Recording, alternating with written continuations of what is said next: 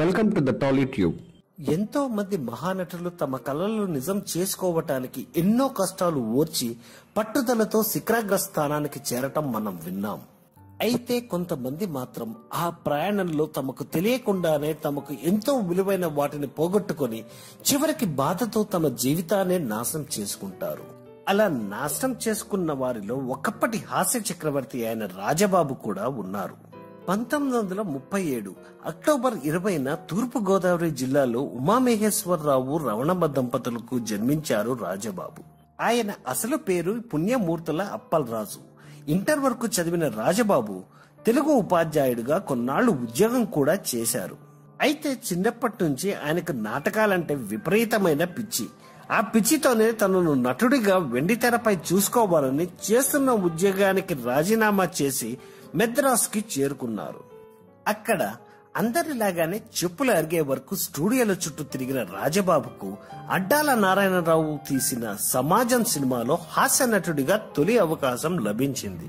అందులో అతని నటనకు గాను మంచి గుర్తింపు లభించటంతో ఆ తర్వాత అవకాశాల ప్రవాహం మొదలైంది రాజబాబుకు. 1960లో మొదలైంది ఆయన ప్రస్థానం. దాదాపు 20 ఏళ్ల పాటు మకుటం లేని హాస్య చక్రవర్తిగా చక్రం తిప్పాడు. అగ్ర హీరోలకు ధీటుగా రెమ్యూనరేషన్ ని డిమాండ్ చేసేవాడు. ఒక సినిమాకి హీరోగా ఎన్టీఆర్ పారితోషికం 35,000 రూపాయలు అయితే రాజబాబు తనకి కూడా అంతే ఇవ్వాలని పట్టుబట్టి మరీ ఇప్పించుకునేవాడు. అప్పటి హీరోలు కూడా తమ సినిమాల్లో రాజబాబు తప్పనిసరిగా ఉండాలని పట్టుబట్టేవారు.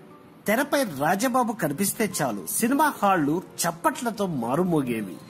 తన హావభావాలతోనే కాదు, విచిత్ర వేషధారణ, బాడీ మోడ్యులేషన్స్ తో ఆడియన్స్ ని అలరించేవాడు. రేలంగి తర్వాత అంతటి క్రేజ్ తెచ్చుకుంది రాజబాబు మాత్రమే.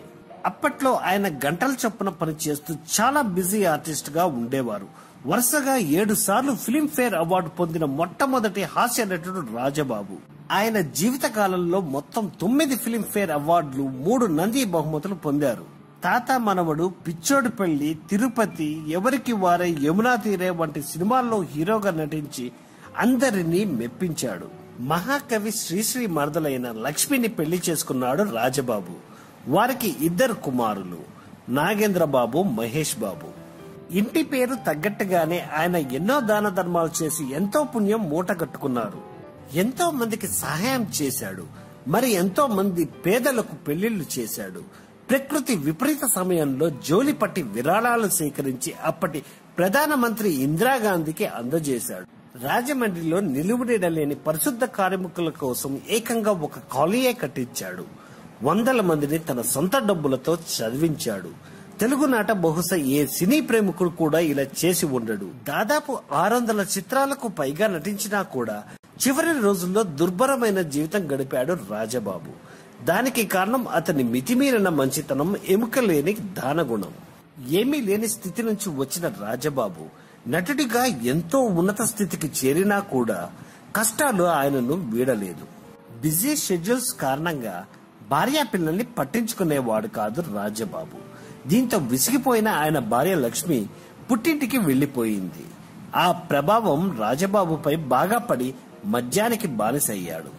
ఆ సమయంలో అతను నిర్మించిన సినిమాలు కూడా ఫ్లాప్ కావటంతో ఆర్థిక ఇబ్బందుల్లోకి కూరుకుపోయాడు. మద్యానికి బానిసగా మారటంతో రాజబాబుకు సినిమాల్లో కూడా అవకాశాలు తగ్గిపోయాయి. అతని వల్ల లాభపడిన ఏ ఒక్కరూ అతని ముఖం కూడా చూడలేదు. ఆయన నటించిన చివరి సినిమా గడసరి అత్త సొగసరి కోడలు. రాజబాబుకు చివరి రోజుల్లో గొంతు క్యాన్సర్ వచ్చింది. దాదాపు 6 నెలలు హైదరాబాద్ లోని హాస్పిటల్లో చికిత్స పొందాడు. గొంతు పెగలక ఏదైనా చెప్పవలసి వస్తే పేపర్ పై రాసి తెలిపేవాడు. చివరికి ఆరోగ్యం విషమించటంతో 1923 ఫిబ్రవరి 14న తుది శ్వాస విడిచాడు రాజబాబు. మరణించే సమయానికి ఆయన వయసు కేవలం 45 ఏళ్లు మాత్రమే. అయితేనే 100 ఏళ్లకు సరిపడా కీర్తి ప్రతిష్టలు సంపాదించాడు. ముందు చూపు లేకపోవటం వల్లే రాజబాబు తన వారికి కీర్తిని తప్ప ఏమీ మిగల్చకుండా వెళ్లిపోయాడు. వెండి తెరపై నవ్వులు పండించిన ఆయన తన నిజ జీవితాన్ని మాత్రం విషాదంగానే ముగించాడు. మీకు కనుక ఈ వీడియో నచ్చినట్లయితే లైక్ చేయండి, షేర్ చేయండి, కామెంట్ చేయండి. మరిన్ని వీడియోల కోసం సబ్స్క్రైబ్ చేసుకోండి.